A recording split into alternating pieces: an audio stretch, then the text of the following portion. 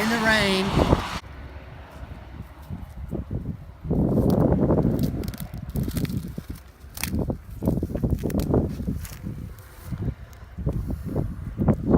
What we have here is a little, probably some kind of a ground skink, maybe a red-headed ground skink. I'm not sure what the names of these guys are.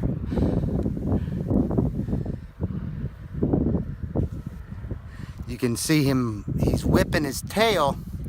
He's trying to get me to take a bite of it. He's trying to get me to take a bite of his tail, so he'll whip it around. He'll try to make it look appealing. And then when their tails do snap off, I don't know if you've ever seen it or not, but they will just twitch, and whatever critter was going after them will get distracted with that tail. And then the tail will grow back after about a year.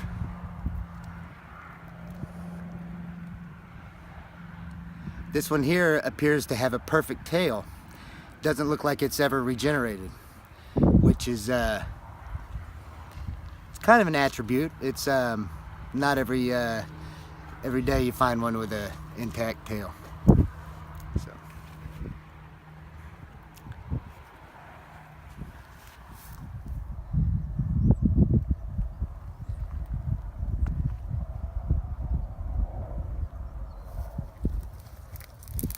Love seeing a rainbow. It always makes my day.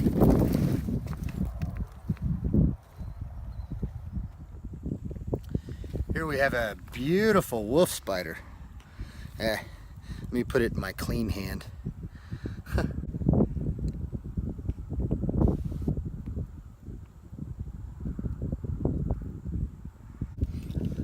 Probably a gravid female because she looks fat. And whenever you're holding spiders, it's always a good idea not to hold it very far from the ground, whether it be a tarantula or whatever spider you decide to handle, because they're very sensitive. You do not want to drop them, because their abdomen will split and then they will die a slow death. But let me see if I can gently manipulate her here.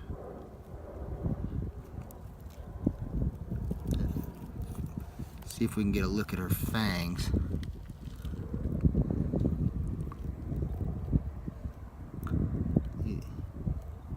There she's biting.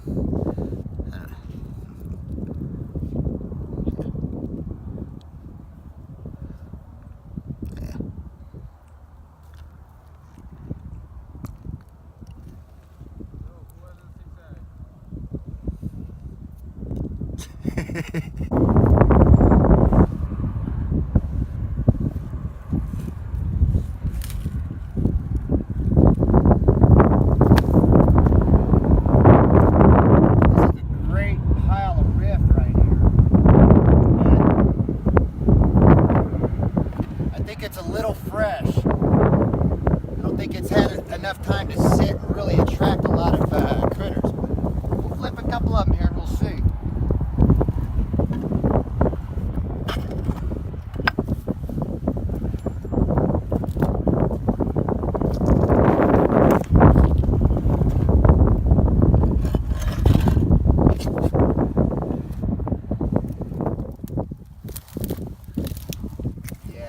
See, whenever there's grass under it like that, you're really not gonna find anything. Well, who knows? Anything could, look, this is a honey hole for newts. It looks like another gravid female there. And, wow. Wow, let's see. These guys are just so stunning. I don't want to disturb them. That is just unbelievable. There's a plethora of them right here in this area, so I'm gonna make sure I don't tell anybody where I'm at.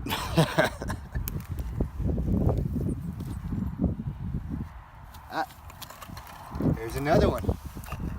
Look at that. There's another one. My. These guys are actually toxic to a lot of animals that would normally eat, like frogs, and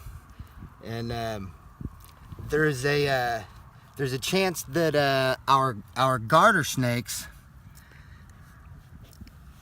could be actually poisonous as a result of eating these guys, because the toxins that are in these little guys, I'm not sure about this particular species, but I know a lot of newts have toxin in them that some snakes, when they ingest, they can actually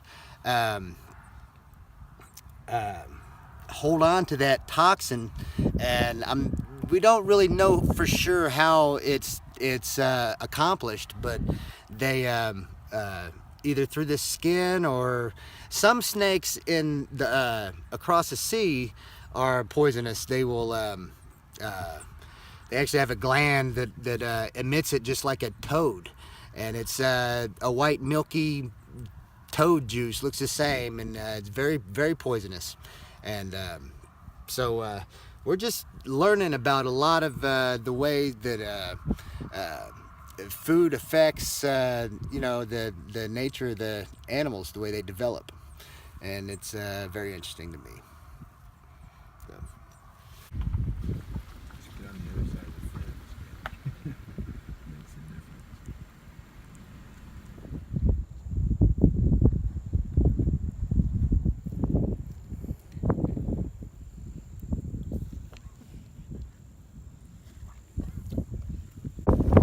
What we have here is a shy little musk turtle of some sort, and as you can see,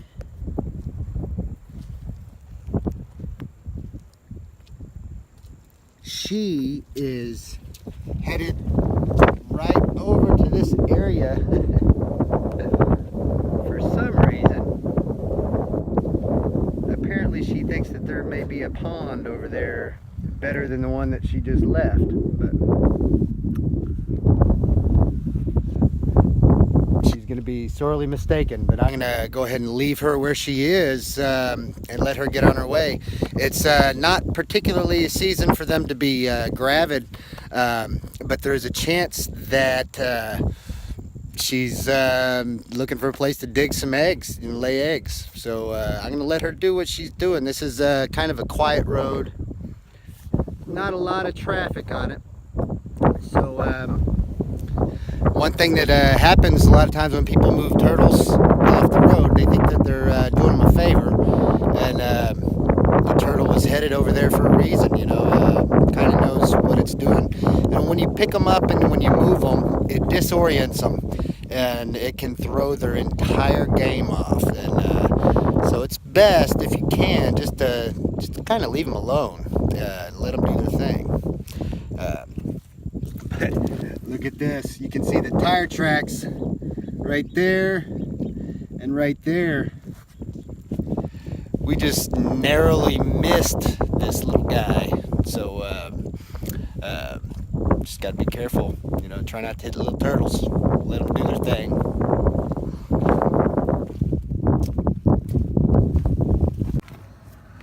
This, what we have here is a small cane toad. And it was actually heading this way off the road. It just we spooked it, and I'm gonna continue to let it. I'm gonna go ahead and help it. Go ahead and get it on this way.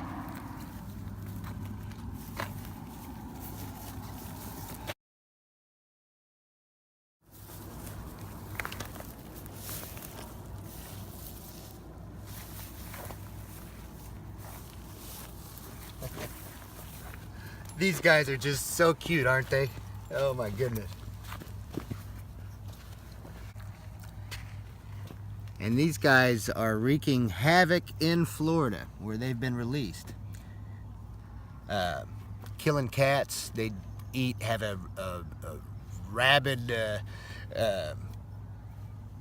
they eat everything, you know, so.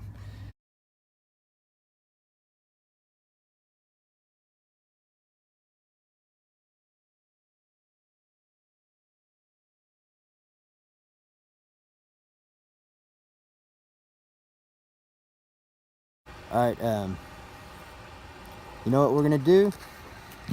We're gonna go ahead and help this little guy across the road.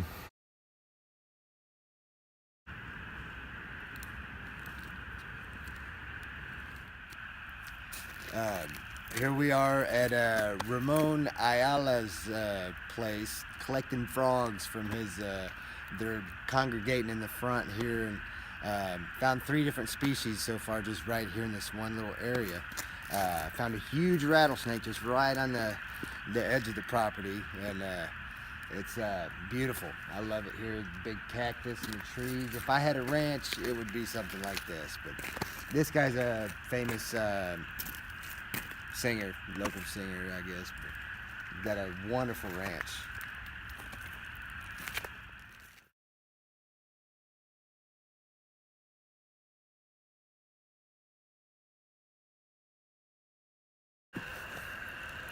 Look at this little guy.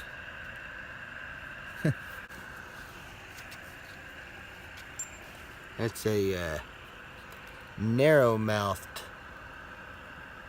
toad, and it appears to be a gravid female. However, I am going to I'm going to go ahead and feed it to I'm going to keep it and see if we can get the egg mass out of it. See if we can let her lay eggs. That way we can see what the cycle of a narrow-mouthed frog looks like.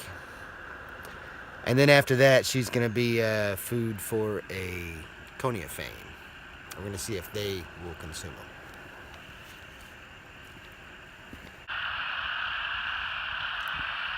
You've got a lake out there in the middle of the field, and these frogs are chirping up a storm. Gotta love it. Gotta love springtime in Texas. The rainy season.